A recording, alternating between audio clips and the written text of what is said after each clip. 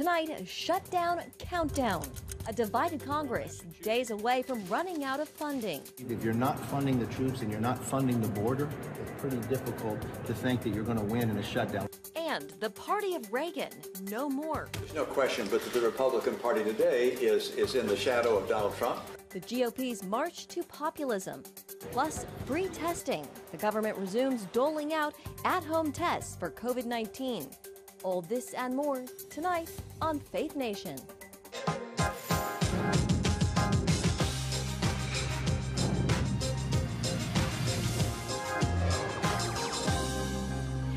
Down to the wire, lawmakers have just 5 days to find a solution to avoid a government shutdown. Good evening in Washington, I'm Jenna Browder. Pay for millions of federal workers is on the line. The federal government is heading toward a closure that would disrupt many services. The issue is in the House of Representatives, where a number of Republicans are demanding federal spending cuts. CBN Washington correspondent Hillary Powell is at the Capitol tonight with our top story. Hillary, what's the timeline on all of this? Jenna, it really is a countdown and a shutdown for the countdown. Lawmakers here on Capitol Hill really only have until the weekend to reach a federal funding deal for the new fiscal year, which starts on October 1st. And if an agreement is reached, it would save millions of Americans, including military families, from receiving a pause on their paychecks. But if there is a shutdown, workers deemed essential will have to keep working without getting pay. In North Carolina's picturesque Blue Ridge Parkway, the next paycheck of 150 federal workers depends on congressional lawmakers. I get annoyed that they can't just get along and compromise. So do the federal workers who are set to be furloughed without pay if Congress fails to provide funding for the fiscal year starting October 1st. White House spokesperson Karine Jean-Pierre says meeting the deadline is imperative, especially for families using WIC assistance. We just heard the Secretary of Agriculture lay out what will happen to women and children, 7 million women and children who are part of the WIC program across the country. 7 million. If this shutdown happens. And this is indeed a Republican shutdown. Congress often relies on a so-called continuing resolution to provide money necessary to fund government offices while budget talks continue. Hardline Republicans are against any stopgap solution, threatening to keep the government shut down until Congress negotiates a dozen separate bills needed to fund the government, an effort that typically takes until December at the earliest.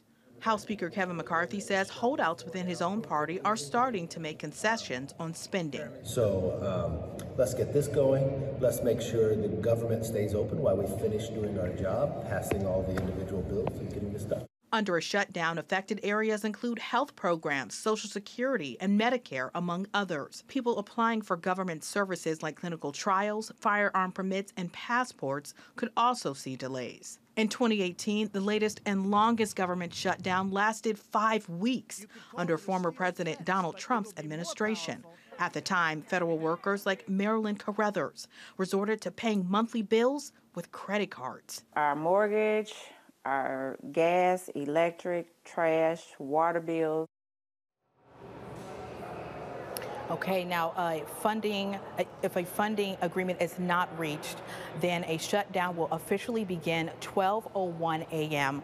on October 1st if that agreement is not met and that president does not sign it into law. Jenna?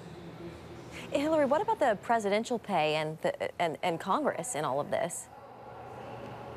It's a good question. The president and members of Congress will continue to work and also continue to get paid.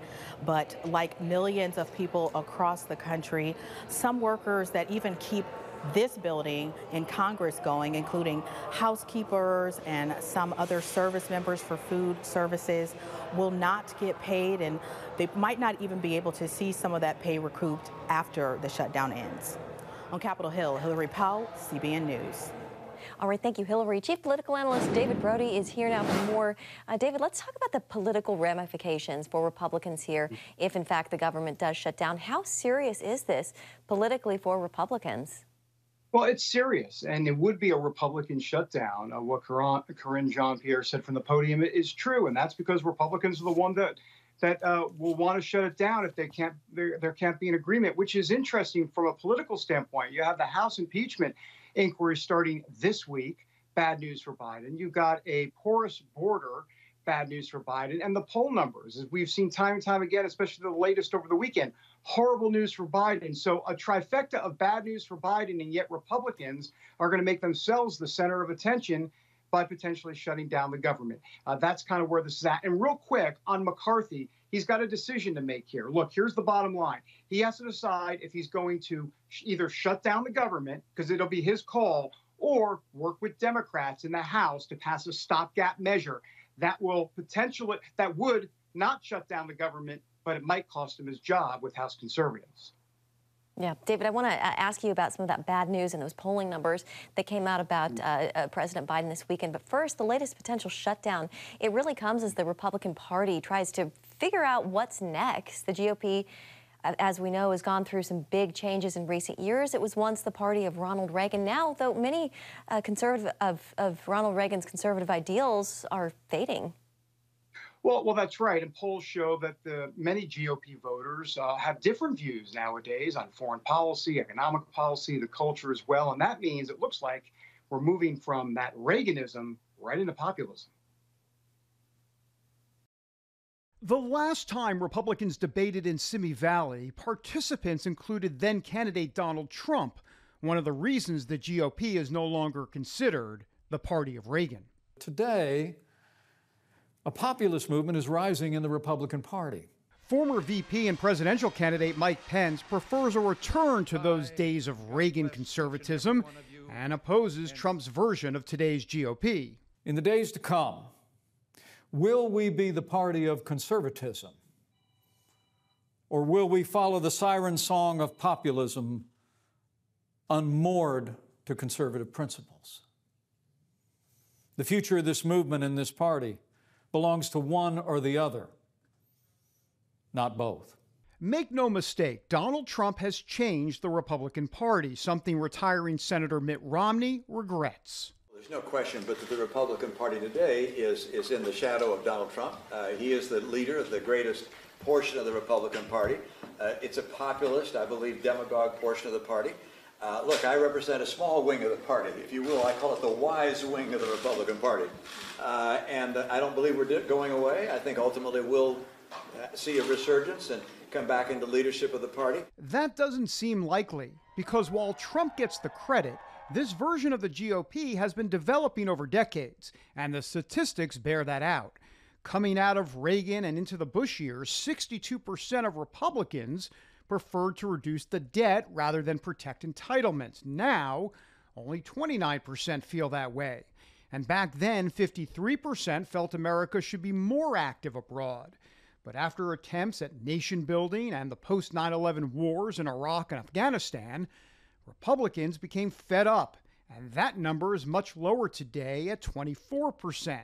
Steve Toth is a state senator from Texas. It's been aided by 24/7 news coverage that has brought a lot of coverage to the industrial war complex that exists in Washington, D.C. in the Uniparty.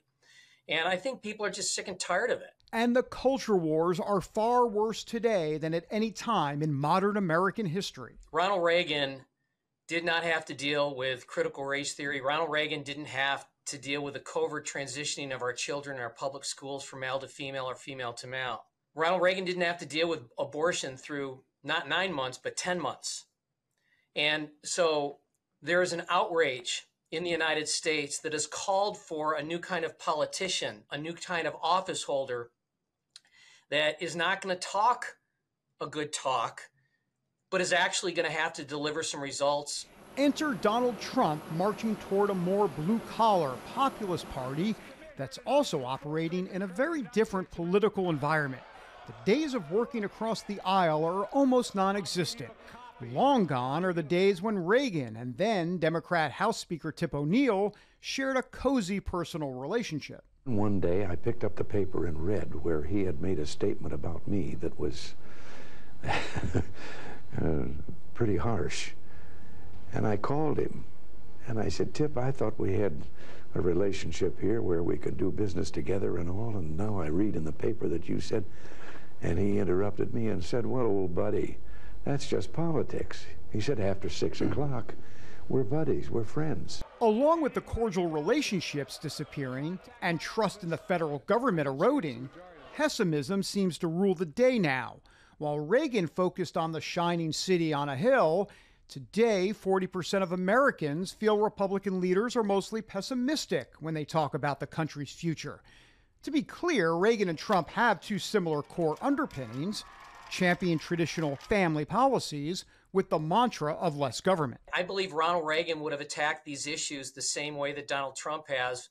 It would have been a little bit more nuanced, would have been a little friendlier, right? But he would have attacked it nonetheless the exact same way. So what are we to make of the GOP's future? Will it be a full-on embrace of populism or something else? I think when you look at these candidates, you see them all recognize the fact that the future of the right, the future of the Republican Party, is going to be some uneasy, sometimes complementary synthesis of Reagan conservatism and Trump populism. And what that ends up as is anyone's guess. Jenna? That was a great story. So Mike Pence says this populist movement is unmoored to conservative principles. Is he right? And how do you see this movement evolving if it's really not tied to anything? Well, it's only unmoored to conservative principles the way Mike Pence defines conservative principles, and that would be, of course, the Ronald Reagan model. So I guess there's some truth to that. Having said that, the America First crowd, the populist crowd, will say, well, wait a minute, America First are solid conservative principles, like, in other words, reining in the debt and fiscal spending and all of that. And so we'll see.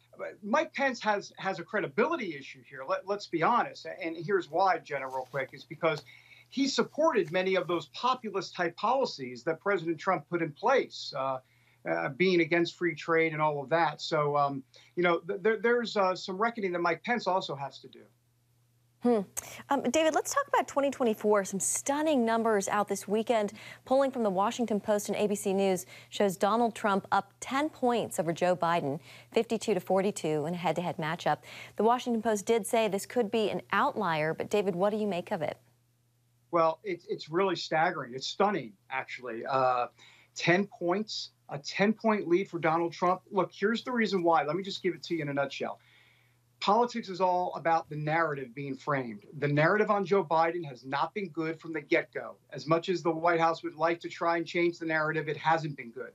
And so he's stuck in those numbers, and they're not going anywhere. As for Donald Trump, believe it or not, the narrative is, I know, shake your head now, go ahead. But indictment after indictment after indictment doesn't hurt him. It only helps him because of the two-tiered system of justice that he is talking about. And it makes him a champion, believe it or not, of the little guy who's against the government, the big bad government. This, once again, this is working to Donald Trump's favor, and it could help him mightily in the general election when he tries to win back some of those blue-collar Rust Belt workers that we just talked about in the party, that's what the Republican Party is all about today. Yeah, speaking of narratives, not so good for New Jersey Senator Bob Menendez. He's been indicted, David, on accusations of bribery. He and his wife are accused of accepting hundreds of thousands of dollars in bribes to help Egyptian businessmen. The senator is maintaining his innocence and says he will not step down. He gave a news conference today. We have some sound from him. I want to listen to that and then get your reaction. I recognize this will be the biggest fight yet. But as I have stated throughout this whole process, I firmly believe that when all the facts are presented, not only will I be exonerated, but I still will be the New Jersey's senior senator. David, a growing number of Republicans and even some Democrats are calling for his resignation. Your take in the time we have left? Yeah, it's going to be tough for him. He's had his share of troubles, his share of legal troubles for over 10 years now, but this is different. This is the head of the Senate Foreign Relations Committee, in essence, indicted for bribes involving Egypt, a country specifically that Bob Menendez dealt with as head of the Senate Foreign Relations Committee. This is much different. This is a whole nother level, as we like to say, and I think he's in a whole world of trouble as well, Jenna. Yeah, the images also don't help. The gold bars, the Mercedes Benz, not working in his favor. CBN News Chief Political Analyst David Brody. Thank you, David. Good to see you. You too, Jenna. Thanks. And still to come, many takers. The Biden administration is sending out more free at-home COVID tests. The latest on the virus next.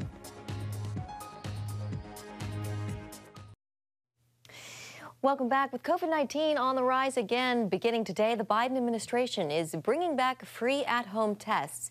Each U.S. home can order 4 free tests. You might remember a similar program ended once COVID was declared to no longer be considered a public health crisis. The administration reinstating it now as the CDC reports COVID hospitalizations hit their highest levels since March. To order a supply of free tests, you can visit covidtests.gov. And for more on this, let's bring in CBN News medical reporter Lori Johnson. Lori, good to see you. So we've seen a steady rise in COVID cases recently. Could testing help prevent a bigger wave from happening? Absolutely, Jenna. If you have a home test, then you are more likely to test yourself or your children or your spouse at the first sign that something might be wrong. And if it tests positive for COVID, then you can isolate yourself, your kids, your spouse, and make sure that you don't spread it. Otherwise, if you don't test yourself, you might only have mild symptoms and think, hey, whatever's wrong with me, it's no big deal. Maybe it's just allergies, maybe it's just a cold, when actually it's COVID, and all that time you're infecting other people, some of whom might not have a very strong immune system and might have a very bad reaction to COVID. So that's kind of the main reason a lot of people like to have those tests on hand. Of course, a lot of times if people don't test at home, they wait until they're very, very sick, and then they go to the doctor's office and they find out that they've been positive with COVID all along, and they think, oh, who have I infected in the last few days? Yeah. So Lori, for people who do want to test, when should they take a test? Well, first of all, you want to take a test if you know that you have been exposed to someone else who has COVID. Then, of course, test the first time you think you might have symptoms. And now the symptoms, as many of us know by now, are very similar to the flu. So we're talking about a cough, a fever, body ache, sore throat, but there are some symptoms that are sort of specific to COVID, and that is you lose your taste and your sense of taste or smell, or also have difficulty breathing or trouble breathing or having shortness of breath. Yeah. So the administration just recently recommended everyone over the age of 6 should get an updated COVID vaccine, which is controversial in and of itself. But the government is not paying for these vaccines anymore. Traditional health care is. And Lori, that's causing some issues to access for people who want it. What is HHS saying about all of this? So, Jenna, just 3 days ago, HHS Secretary Becerra wrote an open letter to insurance companies and saying, hey, people, get it together, because you are federally mandated. It is required by law that you cover your customers' COVID vaccines 100%. We told you this earlier this month, but what's been happening, Jenna, is a lot of patients have been showing up at their pharmacy and getting their COVID shot, handing over their insurance card, and then insurance is denied. So these insurance companies are saying, well, it was a computer glitch, or we haven't really updated our systems yet, and Becerra is basically saying, we'll fix it. Yeah. So not just COVID, but Lori, of course, cold and flu season also now in full swing. What can we expect this year? Well, the CDC said, looking forward, the outlook appears to be very similar to what we saw last year, which was actually a pretty good year. Can you believe, Jenna, that this is our 4th winter with COVID? Hard to believe. But the first 2 winters were horrible. Last winter was actually much, much more mild than the previous 2 winters. And the CDC says we can probably expect this with COVID, the flu, and RSV, which is a form of the common cold. So we have these 3 things that we're probably going to be seeing every winter from October to February. And instead of it being cold and flu season, it's probably going to be cold, flu, and COVID season.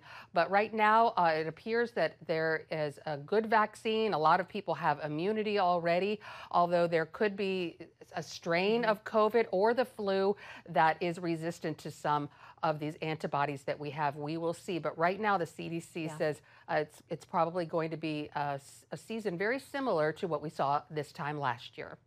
All right, we'll take it. Lori Johnson, thank you, Lori. Thanks for having me. Well, an emotional homecoming as Hawaii wildfire victims return to the hardest hit places. That story and more next on Faith Nation.